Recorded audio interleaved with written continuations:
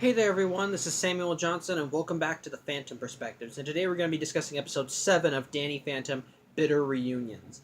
And in this episode, we essentially meet Danny's archenemy. Like, well, it starts out with Danny going home on his Segway or scooter or whatever. Apparently he's been given a curfew, and he thinks he's going to make it home on time when suddenly his ghost sense goes off, and he sees these three ghost vultures flying out and just causing havoc. As such, Danny goes after them, and when he finally manages to corner them, it turns out these are actual old vultures. Okay, I just got the pun. But they're apparently looking for someone. Specifically, they're looking for Danny's dad, Jack, because they have a photo of him. Although he looks, well, I want to say younger because he has, but at most all the big difference is that he has a mullet. Either way, Danny fends them off, but which in turn causes him to miss his curfew time, and his parents are, of course, mad. As they're chewing them out, Jazz points out that apparently the reason that they're not able to connect with Danny, or the reason Danny doesn't have as much respect for them, is because they haven't really had any reason to. They haven't really had a reason to bond, as they never really talked to Danny about the old days with them, how they met, etc. And so Jack, actually listening to that, decides, you know what, that's right, we should do something like that. And it turns out that somewhere off screen, they were given an invitation for an old reunion from an old college graduate reunion to a place in Wisconsin that one of their old college friends has. Apparently someone that Jack and Maddie knew when they were college friends, and this friend is a man by the name of Vlad Masters, who, according to Jazz, when she learns who it is supposed to be one of America's wealthiest men, a great entrepreneur. Essentially, he's just a rich guy, and but the thing is, Jack has not really spoken to Vlad in years because, well, while they were close in college, what happened was that Jack, Maddie, and Vlad were all working together on essentially a proto ghost portal. Just not like the big one that Jack has in his lab. It's just like, it was like a smaller one, something you could put on a table or something. Vlad thought that the thing wouldn't work, period, but Jack said that they could. However, on the day they were going to activate it, Maddie noticed that the readings just seemed a little off about it, but Jack still turned it on anyway. And the portal activated, but it wound up shooting a blast of ectoplasm directly at Vlad, who was standing right in front of the portal. As such, the blast hit him right in the face, and it wound up turning his hair white and giving him a case of what Jack calls ectoacne, which in turn left him hospitalized. As such, he's apparently been holding a grudge. Jack thinks that he's probably forgiven him for that, hence why he's extended the invitation. So, as such, Jack decides Danny's dad Jack decides that they're going to make this a family vacation as Maddie, Danny, and Jazz all go into essentially what they call a Fenton. I'm not even gonna say it. It's an assault vehicle. It's essentially a Fenton assault vehicle. It's essentially an RV that's been tricked out so that it will pretty much attack anything ghostly. It's got weapons for everything on there, and pretty much, as Jack said, every button there is designed to counteract something ghostly. As such, they go to Wisconsin, which is where Vlad's mansion is, or pretty much, or scratch that, it's a castle. Vlad actually owns a castle, and it's just, man, Vlad, to put it nicely, is creepy. Like, he speaks subtly. He's obviously got ulterior motives, and on top of that, he starts hitting on Maddie. It's so obvious that Danny and Jazz are aware of it. But of course, they're also. They decide that whatever, it's still like whatever, they're still gonna try and deal with this, especially since Jack is very enthusiastic about being here. to the point where even he doesn't realize that Vlad still kind of has a grudge against him, because when he invited them over, he intentionally slammed the door on Jack. But at the same time, it seems like he at least wants Maddie here. So when they decide, so even to the point where Jack says that maybe they could just stay out in the RV, he says that maybe, like he mentions that the castle was once owned by the Wisconsin Dairy King, and that his ghost may still be haunting it. So of course Jack decides to stay. Jack decides to just throw the whole family into the castle. Well, it turns out that the place is in fact haunted by ghosts, as that night Jack winds up getting up to go to the bathroom, and the vultures from before end up following after him. Danny, apparently since the skulker, since one of a kind, has his ghost sense has been improved somewhat, because as he's sleeping it goes off and he wakes up. So he ghosts him and confronts the and even saves his dad by bringing him to the bathroom. But when he's getting ready to fight the vultures, they run away. Danny's a little confused because he thinks that's a little too easy, until he learns that he wasn't what they were running away from. He turns around, and it turns out there's another ghost there. A creature known as Plasmus. Well, kinda. Well, that's not his whole name. I'll reveal it later, but pretty much, it's a guy. It's essentially, well, yeah, this guy's the arch enemy. I think I can easily say. Plasmus just kind of seems like he's got white skin, red eyes, black hair that's done up in a devil horn hairdo. He's got a little goatee. He's got a cape and a white jumpsuit with black gloves and boots. It's pretty. And when Danny sees him, he just thinks, "Oh, no big deal. I'll just take care of you instead." Only it turns out Plasmus is better than Danny. He's stronger, knows more, can outmaneuver him, and on top of that, it turns out that Vlad actually. Damn it. Okay, I might as well just say it. Yeah, the ghost is Vlad, but I'll get back to that. It turns out that Plasmus has actually knows a lot about Danny. It turns out that, in fact, to the point where, actually, I'll reveal that later. But pretty much, he keeps telling him that he's the ghost boy. It's like, oh, the ghost boy that uses his powers for good. Oh, cliche. As such, they get into a fight, and yeah, Plasmus is just powerful. Is just not only powerful, but he can outmaneuver Danny in every sense. Every time Danny throws a blast at him, he's able to block it. He can create a shield. He can act.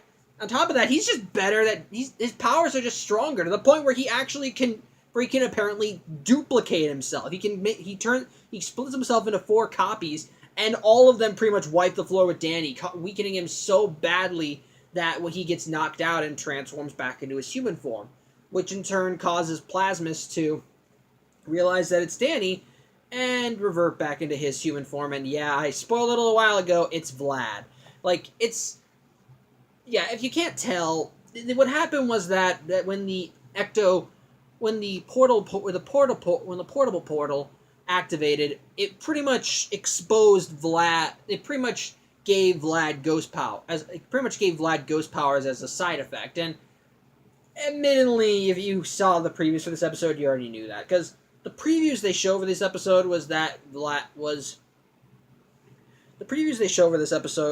did show Vlad turning into his ghost form, which you can kind of tell, which is, I'll give it credit for this. It's a very, when you actually look at Vlad Plasmus is supposed to be his alter ego's name, but when you actually look at how his alter ego and even how he transforms into it, you can kind of see some dark parallels between him and Danny. For starters, when he got blasted before, his hair turned white, and whenever Danny goes ghost, his hair turns white.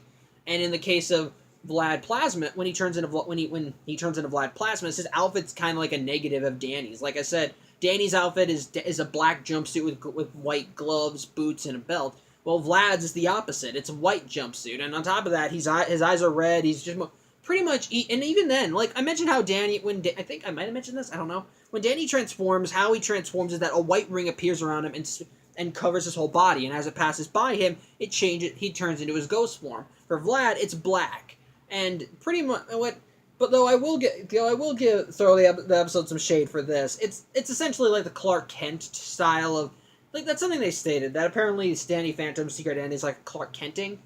Like, all you have to do is do a subtle change and suddenly no one recognizes you. Well, in this case, I kind of notice it even more when when Vlad actually fights Danny. Because when he sees Danny turn back into his human form, he's just kind of like shocked, like, oh, it's your Jack's son? To which I respond with, how did you not know? He looks exactly the same, except for the fact his eyes are green and his hair is white. And it just makes me wonder, could I fool anyone in this universe if I just dyed my hair and got a change of contacts? Would that suddenly make me look like a completely different person? But either way, he doesn't take Danny out. In fact, he starts being a little more cordial to him as he brings him back to his bed, tells him he just found him passed out, and even when the reunion starts up, Jack and Maddie want a meeting with some old friends, including a woman named Harriet, who became a big time news reporter. But of course, yeah. Sorry, I'm getting sidetracked. But in the meantime, Jack and Maddie are going out and socializing while this woman is just getting embarrassed for them because, well, it's Jack. Vlad tells Danny that he wants him to go up to his lab on the second story, and because there's apparently a present for Jack there. And so Danny, kind of looking for any excuse to get out of there, because pretty much the entire place is just all these older people just kind of reminiscing about the good old days, wearing cheese hats because Vlad's a Packers fan. Which actually led to some very funny thing. He's got Packers memorabilia all around all around the castle, and they asked, why didn't you just buy the team? And it turns out it's because they wouldn't sell, which was funny. But Danny goes, and Jazz isn't there because she's going for an indoor movie theater, which is better than actually going to see the old people do their thing. But anyway, Danny goes up to the lab, and he can't find anything, but he does find something: a photo of Vlad and Maddie. Only a part of it's ripped off, and Danny realizes who it is, and he realizes what it is, and he pulls out the piece of photo that the Vultures had, and he manages to put two and two together. And it becomes even more apparent when he's suddenly attacked by ghosts, except this time it's not by the Vultures. First, it's those ghost octopi called the Ectopuses from Mystery Meat, the very first ghost he fought off screen. And then after immediately takes care of them, Skulker comes back. Only this time he's learned some more tricks. He's able to fend off Danny more. He's actually gotten better. He still has the PDA that's still somehow synced up to Pearlback Gorillas. Don't know why. But pretty much when Danny fights Skulker, it turns out Skulker's actually prepared for him, to the point where when Danny's about to fight him, Skulker throws like a little cube at him, which actually completely encompasses Danny and shorts out his ghost powers, makes him human. He can't phase out of it, he can't do anything. He's now just completely 100%. As long as this thing's on him, he's human as everyone else. And Skulker gets ready to finish him off, but then Vlad comes in and stops him, and of course, so Skulker leaves because the PDA is having him go check out a book on a Pearlback Gorilla, which, again, after all this time, I think he should be able to figure out how to fix that, but whatever. But Vlad, at this point, goes into a supervillain monologue as he reveals to Danny that he's half ghost as well. And it turns out that what his big plan is that he just wants to destroy Jack for all the years he took from him, and for kind of sort of stealing what he considers his girl, in this case, Maddie. Because thanks to the accident that gave him his superpowers, he was pretty much just in the hospital for years. He lost his chance of ever doing this, and so he blames Jack, and pretty much he just wants what he thinks is rightfully his. It's actually said that in all the years he's had his ghost powers, he's actually been using it's actually because of his ghost powers that he was able to accumulate all his wealth. He was able to use his powers to get all the money that he earned and so forth. That was how he was able to do all this stuff. And on top of that, he actually he doesn't just want Maddie, he actually wants Danny and Jazz too. In fact, even more so when he learns that Danny is half ghost as well, because he even offers to train him, give him all the information he needs. But of course, Danny thinks he's nuts. So he just says no, but Vlad says, doesn't matter what you think, you will eventually join me willingly. In the meantime, I have to go destroy your dad. So Vlad leaves, and in the middle of the party, he possesses Jack, and at first tries to make a scene, but Jack, strangely enough, actually is able to fight back from the possession to the point where he's able to warn Maddie that a ghost is possessing him, but Vlad manages to reassert himself, And we see just how powerful he is, as while Danny was possessing Jack before in, like, parental bonding and so forth, it was just that, simple possession. But here, he's able to fly around, shoot things, fight things, break things. Essentially, he looks like he actually is possessed by a ghost, and he starts destroying the whole party, causing everyone to run away, while Maddie and Harriet, or Harry, I'm just gonna call her Harry, go to the Fenton RV to try and be able to fend off Vlad. In the meantime, though, Danny's freed from his prison by, well, the Dairy Goat, like the ghost of the Dairy King, who it turns out, he actually is haunting the place, only he's not evil like all the other ghosts that Danny has fought. He is just, in fact, he just wants to be left alone. He's not evil, he just doesn't want, he does haunt the place, but he doesn't want to cause anyone harm. And but like I said, he just wants to be left alone. He's also very passive, as Danny asks him, "Hey, you think you can help me fight Plasmus?" To which he responds, "I'm a king. I don't fight people. I send other people to do that." And then he just flies away. But it's enough that. But being free allows Danny to go to the party and is able to fly down to Vlad and knock him out of Jack and spreads the fight to a library and gets the fight to a library. They continue fighting, but in the fight, Vlad tells him Vlad tells him that you should just give up. I eventually will own you, but you eventually join me, and Maddie will be mine, yada yada yada. But Danny tells him Danny threatens that if he doesn't do what he said, that if he doesn't back off, he'll expose him. To which Vlad responds, "Yeah, sure, and I'll expose you too," because, well, they know each other's secrets, so it kind of feels like a stalemate. But at that point, Maddie and Jack burst in on the Fenton RV, but Vlad manages to take Maddie out. Manages to phase Maddie out of the RV, so Danny goes in, and I think Jack got out. Yeah, I think Jack got out to try and get Maddie, and he manages to subdue Vlad by hitting him with some ectoplasm, and he then flies in, possesses Jack to catch Maddie after she's dropped, and then he goes to confront Vlad and goes back to the whole I will walk out of my dad and expose us both, but then again, he gives a stalemate pretty much. He pretty much says, "I want a truce. I will either step out of my dad and expose us both, or I call a truce and you leave us alone." Vlad wonders why you should do that, but Danny says, "Okay, if we're both exposed, my parents will still accept me. I'm their son. They love me. But what will happen if they learn about you? What will my mom think?" And that causes Vlad to pause, as he realizes that if Maddie did learn that he was this monster, so to speak, she wouldn't speak to him. She probably wouldn't want anything to do with him anymore. As such, Vlad concedes the battle, but makes it very clear that he will return one day. And so he fakes his defeat, saying Jack and his vast intelligence and all things ghostly is what defeated him, blah blah blah. But he fades away, and Harry tries to get an exclusive scoop with Jack because of all the stuff he's done, or all the stuff Vlad made him do, and how he supposedly beat him. And we eventually learned that such a story actually got her fired. But pretty much, it's as such. The episode ends with the Fentons leaving. The Fentons driving away from Vlad's castle. Jack lamenting that he still seems to be on bad terms, as apparently whatever they did made Vlad so angry they didn't even say goodbye. And Harry blames Jack for her being fired from her job. But Danny says that. And he says that he'll be glad if he grew up to be someone like Jack, and Jack says it's flattered by that, but he still says there's a curfew. So on the whole, what did I think of this episode? Well, for starters, I like Vlad.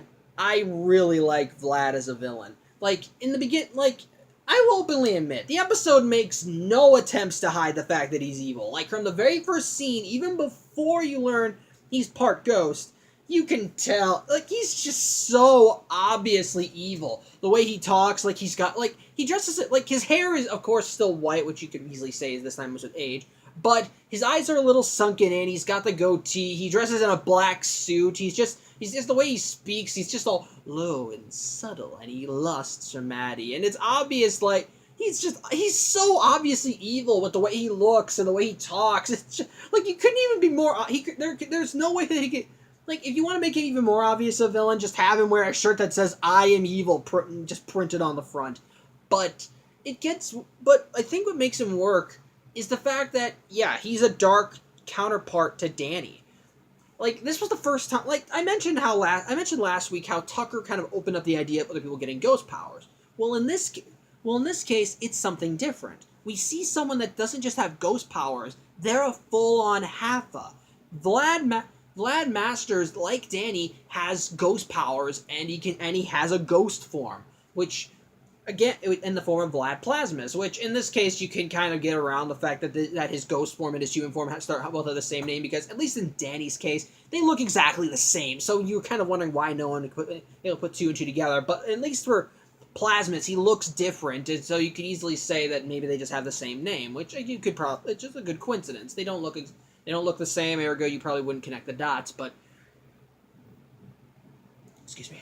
But pretty much the idea of seeing just to see someone as who's part ghost like Danny, like at this point in the show, he seems like he's probably a good match for Danny, because as it was said, he's had his powers not for a few days or a month or so. He's had them for 20 years. And in those 20 years, he's trained with them, mastered them, gained new prowess with them, to the point where Danny, who just learned he could shoot ectoplasm blasts from his hand in the last episode, is a parlor trick in comparison to him. It's, as he says, that's first year. He's able to put up a shield. He's able to duplicate himself.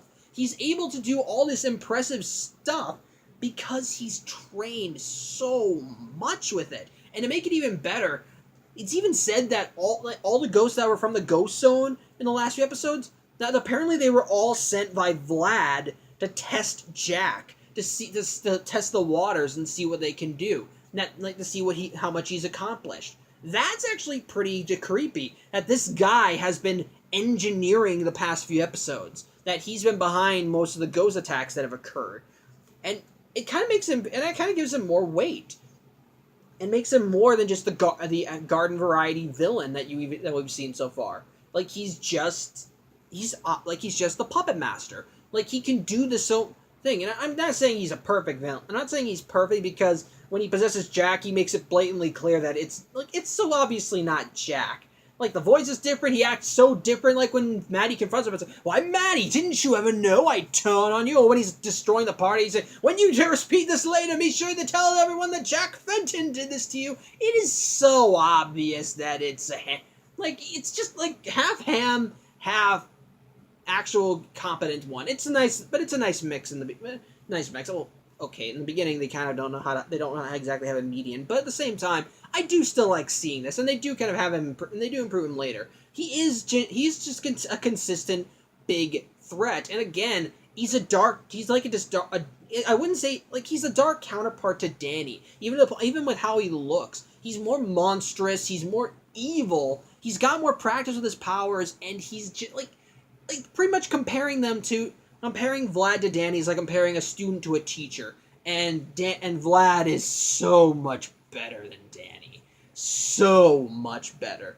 Okay, not in terms of character, because he's still the villain, but at least in terms of power, Danny does not hold a candle to him. In fact, I think the closer we get is him being able to form a shield when Vlad blasts him. That's the most we get out of him from personal growth wise. But either way, it's obvious that that if they kept fighting, eventually Vlad may find a way to beat him, because he's just that good.